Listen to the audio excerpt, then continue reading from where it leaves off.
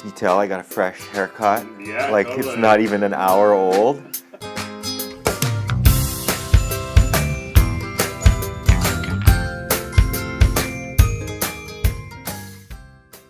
My name's Stanley Edwards. I'm Senior Reviewer with Quality Assurance International. So the in and out balance is a tool that organic certification inspectors use to test the record-keeping system. The goal of the tool of this audit method is to also ensure that a company had sufficient quantities of an organic ingredient in order to meet their sales orders over a period of time, usually a month, sometimes a quarter, sometimes a whole year. The in and out balance audit relies very much on inventories.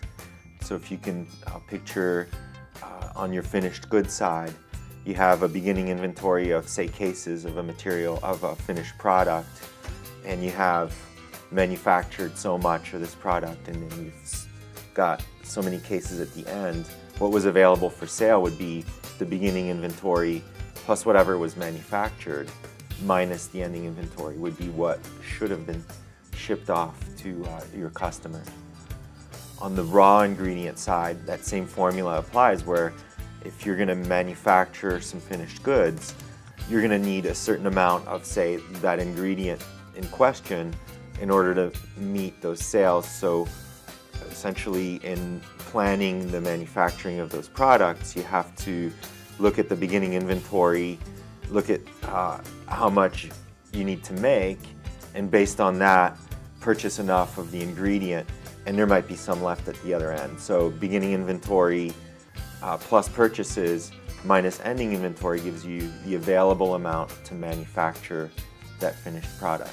Ideally, in a mass balance, one that's done completely from beginning to end, you want to be able to establish the fact that the company had enough of a raw material in order to make all of the finished goods that they actually sold. So the formula works on both ends to get to that point where you have somewhat of a balance, and ideally you have a little bit more of the raw material than what you actually needed to make all of those finished goods.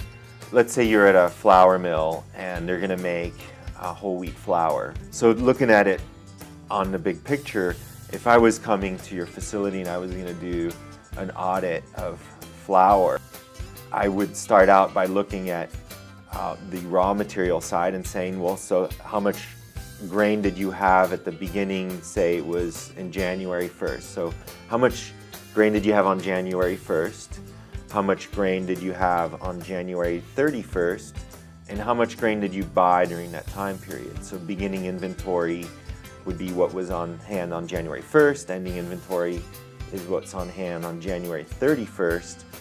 And what was purchased would be whatever got brought into that silo during that time period. And I would go from there and say, I have so many bushels of available grain that should have gone into the manufacture of those organic products. I would then look at, on the finished side, see how much whole wheat flour might have been on hand at the beginning on January 1st, and how many bags of whole wheat flour were on hand at the end of the January, and then I'd look at how much was produced and compare that to sales and see, eventually you could get to a point where it all balances.